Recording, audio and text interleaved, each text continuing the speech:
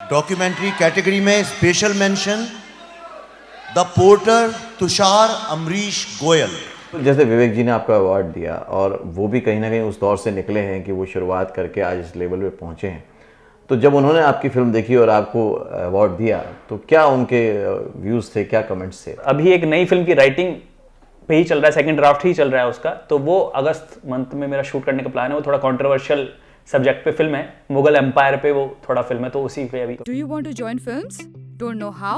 Watch and subscribe now. Join Films YouTube channel for thousands of free video lessons on how to join films. Hello friends, welcome to फिल्मी फंडे joinfilms.com। मैं हूं आपका अपना वीरेंद्र राठौर और आप देख रहे हैं बॉलीवुड का Google join films YouTube channel. फिल्में अलग अलग तरह की बनती हैं, अलग अलग तरह का सिनेमा लोग भी देखते हैं, लेकिन एक नए तरीके की बात शुरू हुई है जो पहले कभी पॉसिबल नहीं होता था। वो था शॉर्ट फिल्म और डॉक्यूमेंट्री को लेकर लोगों का जो इंटरेक्शन है, जो इंटरेस्ट है, वो बढ़ा है, ना सिर्फ ऑडियंस का बल्कि मेकर्स का भी, क्योंकि जहां ऑडियंस पहुंचती है वहां मेकर्स पहुंच जाते हैं। तो ऐसे ही एक राइटर डायरेक्टर मेरे साथ हैं, Tushar Amrish Goyal. Welcome to join films. Hi, thank you so much. Tushar, ये जो इंडिपेंडेंट फिल्म मेकर है और एक फिल्म मेकर में क्या फर्क होता है? शुरू से ही दो तरह का सिनेमा हमारे इंडस्ट्री में चला आ रहा है, एक मेन स्ट्रीम सिनेमा और एक पैरेलल सिनेमा बेसिकली। राइट, ठीक है। सो मेन स्ट्रीम तो एक ह्यूज फुल्ली कमर्शियल हो गया कि जिसमें अच्छा बजट हो और एक अच्छे स्टार कास्ट हो, स्टार वैल्यू हो, ठीक है, स्टार वैल्यू है, तो जिसकी सीओपी कॉस्ट ऑफ प्राइस निकल के आए, लोग उसको देखे थिएटर में। एक इंडिपेंडेंट सिनेमा है जो फेस्टिवल्स में चलता है ज्यादा, ठीक है, और जो कम बजट कम लागत में फिल्में बनती है, लेकिन अच्छी फिल्में बनती है, कंटेंट ओरिएंटेड फिल्में होती हैं, जो आर्टिस्टिक सिनेमा भी जिसको कहा जा सकता है। तो जो मेकर्स बहुत ज्यादा बजट अफोर्ड करके नहीं बना सकते, तो वो इंडिपेंडेंट रास्ते अपना धीरे धीरे स्टेप बाय स्टेप कमर्शियल तक पहुंचने की कोशिश करते हैं, ठीक है, और उनको इंडिपेंडेंट में भी सक्सेस मिल जाए तो वो भी मतलब अच्छी बात है। उसके मतलब लिए कहीं ना कहीं वो जो कमर्शियल सक्सेस पाना चाहता है आदमी, उसके लिए शुरुआत में ये बहुत अच्छा स्टेप हो सकता है। जरूरी स्टेप है कि आप शॉर्ट फिल्म से शुरुआत कर सकते हैं। अगर आप फिल्म मेकर बनना चाहते हैं तो आप शॉर्ट फिल्म से शुरुआत कीजिए, उस शॉर्ट फिल्म को आप फिल्म फेस्टिवल तक ले जाइए, और आजकल तो इंटरनेशनल फेस्टिवल भी इतना मतलब अपनी इंडियन फिल्म को इतना सम्मान दे रहे हैं, वो दे रहे हैं। अभी एक द एलिफेंट विस्पर आपने देखा होगा, उसको ऑस्कर मिला है डॉक्यूमेंट्री को, है ना। तो मैंने भी ऐसी कुछ डॉक्यूमेंट्रीज एक बनाई है द पॉटर करके, तो उसको भी काफी अवार्ड वगैरह मिले हैं। राइट। हाँ, तो रिसेंटली विवेक रंजन अग्निहोत्री जी से अवार्ड मिला है चित्र भारतीय फिल्म फेस्टिवल में उसको। तो हॉटस्टार पे इवन ओटीटी भी मिल जाते हैं उनको कि आप अपनी फिल्में दिखा सकें दर्शकों को। पहले इनको शॉर्ट फिल्म को तो ऑडियंस ही नहीं मिल पाती थी, ऑडियंस नहीं मिलती थी, और कहाँ दिखाएं, कहाँ पर वो करें, तो अब वो प्रोत्साहन मिलता है, तो इससे कॉन्फिडेंट फील होता है। तो जो मेन स्ट्रीम सिनेमा तक की पहुंचने की जो जर्नी है वो और ज्यादा आसान हो जाती है। तो जैसे विवेक जी ने आपको अवार्ड दिया और वो भी कहीं ना कहीं उस दौर से निकले हैं कि वो शुरुआत करके आज इस लेवल पे पहुंचे हैं, तो जब उन्होंने आपकी फिल्म देखी और आपको अवार्ड दिया तो क्या उनके व्यूज़ थे, क्या कमेंट्स थे? व्यूज़ उनके यही थे, उन्होंने मुझसे पूछा कि कैसी फिल्म है, तो मैंने उनको बताया कि हॉटस्टार पे सर आप देखिएगा, तो उन्होंने बहुत कॉन्ग्रेचुलेट किया, उनको अच्छा लगा। और उनका यही कहना है कि इंडिपेंडेंट फिल्म, वो भी इंडिपेंडेंट ही सिनेमा को अब ज्यादा महत्व दे रहे हैं। राइट। क्योंकि उनको भी लगता है कि इंडिपेंडेंट सिनेमा में एक अलग पोटेंशियल, अलग जान है। उनकी ताशकंद फाइल्स थी, द कश्मीर फाइल्स थी, तो वो भी अभी बॉलीवुड से कट के एक पैरेलल सिनेमा, एक इंडिपेंडेंट सिनेमा को तवज्जो देते हुए कि आप फिल्म मेकर्स हैं और आप दुनिया बदल सकते हैं अपने दम पर। आपका विजन पब्लिक एक्सेप्ट करेगी, लेकिन आप खड़े हो और अपनी बात कहने की हिम्मत रखिए फिल्म के जरिए। तो इंडिपेंडेंट सिनेमा कहीं ना कहीं ये भी बात हो गई कि जब हम कमर्शियल सिनेमा की बात करते हैं तो बहुत सारे लिमिटेशंस आ जाते हैं, बहुत सारी डिमांड आ जाती है कि भाई यार ये मार्केट में नहीं चलेगा, इसको ऑडियंस के लिए थोड़ा सा हुक पॉइंट दे दो, थोड़ा सा इसमें ये डाल दो, थोड़ा सा उसमें एंटरटेनमेंट वैल्यू डाल दो। लेकिन जब आप इंडिपेंडेंट सिनेमा बनाते हो तो आप अपनी सोच से, एक सोच से फिल्म बनाते हो।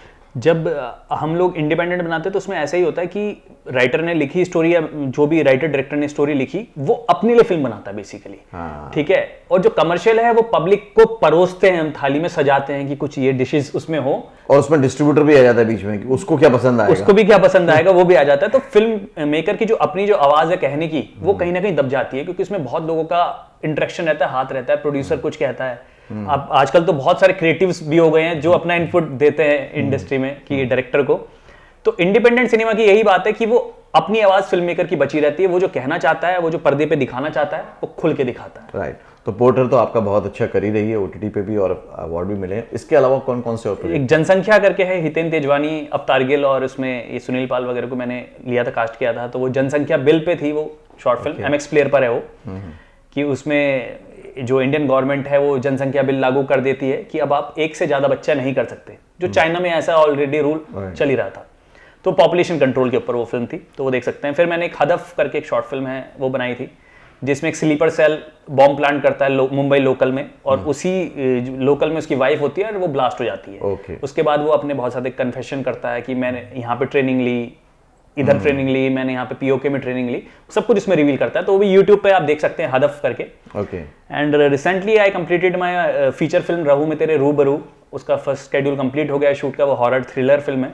नीता शेट्टी, संदीप बोस उसमें जैसे कलाकार हैं, अच्छे कलाकार हैं। और अभी एक नई फिल्म की राइटिंग पे ही चल रहा है, सेकंड ड्राफ्ट ही चल रहा है उसका। तो वो अगस्त मंथ में मेरा शूट करने का प्लान है। वो थोड़ा कंट्रोवर्शियल सब्जेक्ट पे फिल्म है, मुगल एम्पायर पे वो थोड़ा फिल्म है, तो उसी पे अभी। तो मतलब इंडिपेंडेंट करते करते इतना कॉन्फिडेंस आ गया, कमर्शियल में मूव हो चुकी हो आप ऑलरेडी। कमर्शियल में तो देखिए क्या है ना कि कमर्शियल में मूव होना पड़ता है, क्योंकि अपनी आवाज ज्यादा पहुंचाने के लिए हमें कमर्शियल में घुसना ही पड़ता है। और बड़ी कहानी कहनी है, तो बड़ी कहानी कहनी है तो उसमें प्रोडक्शन वैल्यू तो दिखाना पड़ता है, और दिखाना पड़ता है, और वो जस्टिफाई हो सब्जेक्ट के साथ। राइट।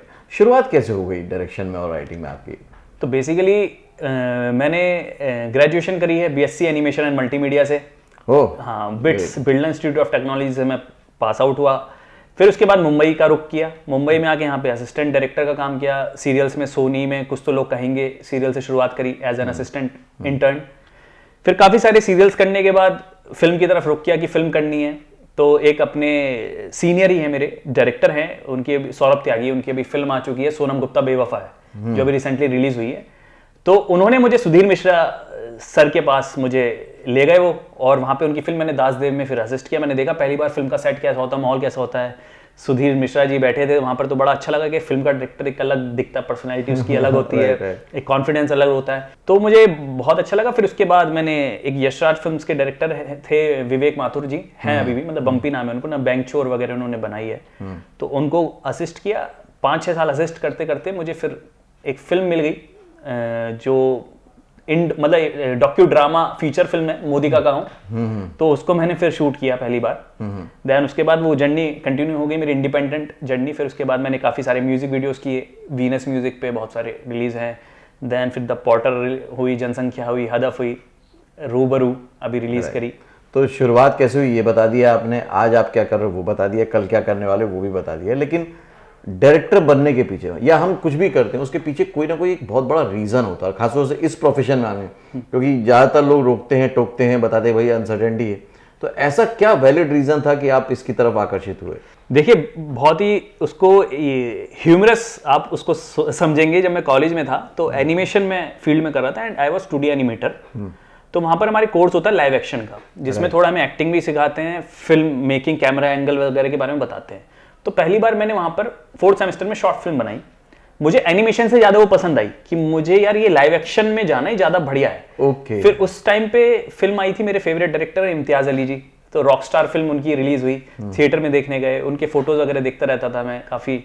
तो उनसे भी मुझे इंस्पिरेशन मिली, यार ये डायरेक्टर जॉब एक बहुत अच्छी जॉब है। और एनिमेशन में क्या होता है कि स्टूडियो में बैठ के आप स्केच बना रहे हो, डायरेक्टर बन के आप बाहर घूमोगे और दुनिया में कुछ बातें कह सकते हो अपनी घूम फिर के। राइट। तो वो मुझे स्पार्क वहीं से ही लगा कि मुझे डायरेक्टर बनना, फिल्म मेकिंग करनी है। और मेरे पास जो कहानी है, जो इमेजिनेशन मैं कह सकता हूँ, जो एनिमेशन के थ्रू नहीं कह सकता, वो मैं लाइव एक्शन के थ्रू कहूँगा। तो इस तरह से मैं इसमें घुसा कि मुझे फिल्म मेकर ही बनना है बेसिकली। ओके। तो डायरेक्शन डिपार्टमेंट जो कि बहुत ही इंपॉर्टेंट डिपार्टमेंट होता है, आपने एक वो दौर देख लिया जो टीवी वाला था, आपने वो भी देख लिया इंडिपेंडेंट वाला जो आप खुद कर रहे हो, और उसके बाद फिल्म में आपने असिस्ट भी कर लिया। तीनों मीडियम में आने से एक डायरेक्टर को कितना क्या क्या फर्क आ जाता है काम करने के तरीके में? देखिए क्या है कि जो सीरियल का जो मीडियम है, वो मीडियम काफ़ी हार्ड वर्किंग और लेबोरियस है बेसिकली। मतलब उसमें क्या होता है कि जो असिस्टेंट डायरेक्टर होता है, जब आप फिल्म मेकिंग सीख रहे होते हैं इनिशियली, मुझे उसने काफ़ी हेल्प किया। मैं ये नहीं कहूँगा कि सीरियल मीडियम खराब है, नहीं खराब नहीं, लर्निंग पॉइंट ऑफ व्यू से मुझे उसने हेल्प किया कि आप वहाँ पे थोड़ा सा फास्ट काम करना सीख जाते हो।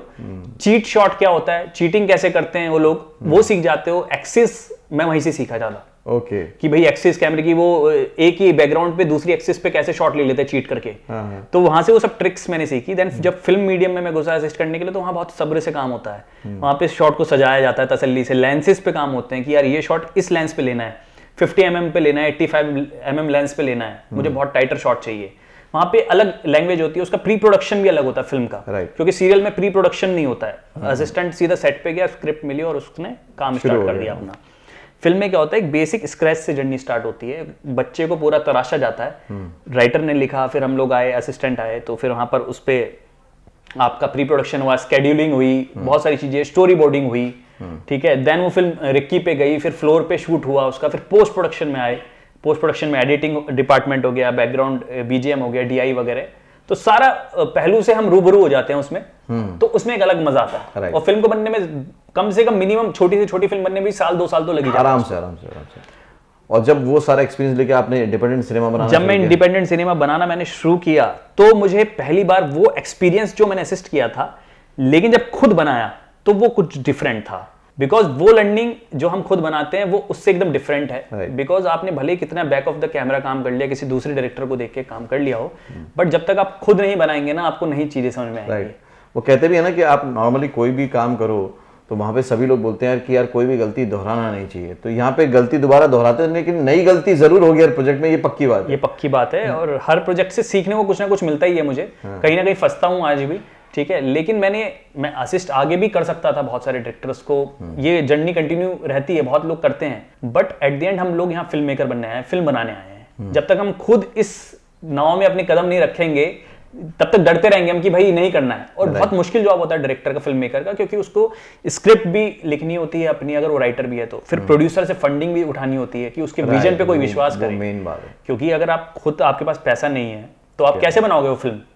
तो प्रोड्यूसर को ढूंढना, उसको कन्विंस करना अपनी बातों से, फिर बातों से कन्विंस करके उसको बताना कि भाई अब मैं ये बनाने वाला हूँ, उसको विजन दिखाना, उसने देख ली, फिर रिकवरी की टेंशन होती है। Right. तो बहुत सारी टेंशन होती है फिल्म मेकर को, जो मुझे अब एक्सपीरियंस हुई being an independent film maker. Okay.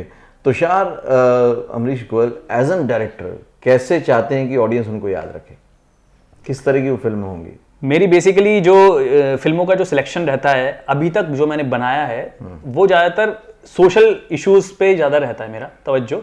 एक रियलिस्टिक स्टोरी हो, real story, incident based story हो, उस पर रहता है। क्योंकि मैं उस टाइप का फिल्म मेकर शायद नहीं बन पाऊंगा कि मैं बहुत सारी गाड़ियाँ उड़ा रहा हूँ रोहित शेट्टी जी की तरह, या मुझे लव स्टोरी कहने में कुछ मजा नहीं आता कि मैं एक काल्पनिक लव स्टोरी कह रहा हूँ। हाँ, मुझे संजय लीला बंसाली जी का काम बहुत पसंद है, एक हिस्ट्री, क्योंकि वो भी हिस्ट्री की रियलिस्टिक बनाते हैं चीजें, रियल स्टोरी पे बनाते हैं, तो उनका जो क्राफ्ट है उसको मैं बहुत ज्यादा एडमायर करता हूँ। बहुत अच्छा लगता है कि कभी इस जोन में हम घुस पाएं। Okay, great. अब आप जब फिल्म बना रहे हैं और अलग अलग सब्जेक्ट को लेकर आ रहे हैं, तो इन सब्जेक्ट को जब पहली बार आप चुनते हैं तो आपके पहला ऐसा क्या पॉइंट होता है जिससे कि आप एकदम कन्विंस हो जाते हैं कि ये काम करना है? ये देखिए, इंस्टिंक्ट होता है बेसिकली कि पहले बहुत ज़्यादा किसी भी अगर सब्जेक्ट को मैं काम कर रहा हूँ तो मैं इसको सोचता हूँ, स्टडी करता हूँ, रीड करता हूँ, पहले कुछ दिन अपने दिमाग में पकाता हूँ उस चीज़ को। अगर वो चीज़ मेरे पास कम से कम 10-15 दिन ठहर गई दिमाग में, ओके, है ना, कि यार ये अपील कर रहा है, उस पर थोड़ा रिसर्च किया और वो इंटरेस्टिंग, अब अंदर से वाइब आ रही है बेसिकली, ये इनर इंस्टिंक्ट होता है, तो मैं उस पर कहता हूँ हाँ यार इस पर यार करना है काम, ठीक है। ये हम अभी इसको स्क्रीन पे और एक स्टोरी के स्ट्रक्चर को पूरा करते हैं। ओके, तो इंस्टिंक्ट को आप इतना मानते हैं? इंस्टिंक्ट को मैं बिल्कुल मानता हूँ, क्योंकि मैं बीइंग थोड़ा सा स्पिरिचुअल हूँ और भगवान में बिलीव करता हूँ, तो मुझे लगता है कि कुछ ना कुछ अगर वो मुझे ऊपर से परोस रहे हैं, क्योंकि यार क्रिएटिविटी, हर इंसान क्रिएटिव है, राइट। भगवान ने हर एक इंसान को क्रिएटिव बनाया है, लेकिन क्रिएटिविटी पैदा की जाती है, उसको निखारा जाता है। राइट।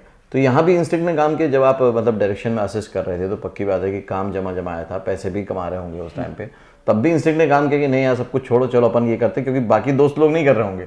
हाँ बिल्कुल, क्योंकि जब मैं उसमें घुसा तो मुझे पता था कि वो रास्ता जो इंडिपेंडेंट फिल्म मेकर वाला वो बहुत ज़्यादा टफ है। Right. वो घुस के मुझे पता चला कि ये वो बहुत ही ज़्यादा टफ रास्ता है, ठीक है। कि असिस्टेंट में मैं जितने पैसे कमा लेता था और रेगुलर वर्क रहता था, वो बीइंग एन डायरेक्टर नहीं था। नहीं पता। अब वो कितने महीने हम घर पे बैठे रहते थे काम की तलाश में कि यार कोई काम दे दे। पहले था कि पहली फिल्म बना ली है तो अब मुझे काम मिलना शुरू हो जाएगा, मैं डायरेक्टर हो गया हूँ तो अब काम मिलना स्टार्ट हो जाएगा, लोगों के कॉल आने शुरू हो जाएंगे। तो पहले तो वो भ्रम टूटा कि नहीं यार ये तो हुआ ही नहीं है। हम कभी कभी जो चीज एक्सपेक्ट करते हैं ना इंडस्ट्री में, वो चीज नहीं होती है, कुछ और ही चीज होती है, वो खुद ही होती है। राइट। तो धीरे धीरे लेकिन मैं उस चीज पे टिका रहा, नहीं मैंने कहा चलना है तो अभी अकेले रास्ते एकला चलो वाली बात है, चलो और इसको पूरा करो यार। Okay, great. Thank you Tushar, thank you very much. Thank you so much Virendra, बहुत मजा आया। तो ये थे मेरे साथ तुषार अमरीश गोयल, एक राइटर, एक डायरेक्टर, इंडिपेंडेंट फिल्म मेकर। देखिए, आपको समझना ये है इस वीडियो से कि जब आप अपनी जर्नी पे चलते हैं, आप तय करते हैं, आपके पीछे एक रीज़न होता है, तो आप धीरे धीरे भी चीज़ों को एक्सप्लोर करते हैं। जैसे कि वो एनिमेशन में थे, उनको एक्सप्लोर हुआ कि नहीं यार, डिस्कवर करते हैं कि यार इसमें ज़्यादा मज़ा आ रहा है, तो फिर फ़ौरन उन्होंने स्विच वहाँ से ऑफ कर दिया और उस काम को करने लगे जिसमें मज़ा आ रहा है। क्योंकि पहली बार में कई बार आपको क्लू नहीं मिलता है, लेकिन जब क्लू मिल जाए तो फिर उस पर चलना शुरू करना चाहिए। फिर भले ही दिक्कतें आए, राहें बदलें, लेकिन आपको अपने इंस्टिंक्ट की बात माननी चाहिए, क्योंकि वो आपके मन की आवाज़ है, वो एक सच्ची आवाज़ है। आपने इस वीडियो से क्या सीखा, क्या समझा, मुझे कमेंट करके ज़रूर बताइएगा। अगले वीडियो में फिर से मिलता हूं, तब तक के लिए देखते रहिए, सीखते रहिए, जमे रहिए। All the very best. Actor बनने का सबसे आसान तरीका अवार्ड विनिंग एक्टिंग गुरु वीरेंद्र राठौर का best seller acting method switch on switch off acting method है। इस कोर्स से सीखकर आप भी कुछ ही दिनों में एक बेहतरीन एक्टर बन सकते हैं, जिसे साबित करते हैं इसके अमेजिंग Amazon और Google के ratings and reviews. Switch on switch off acting method अभी तक का सबसे सरल और प्रभावी मेथड है, जो आपके समय और महंगी फीस दोनों को बचाता है। Switch on switch off acting method course book आपको Amazon, Flipkart, join films website पर अवेलेबल है।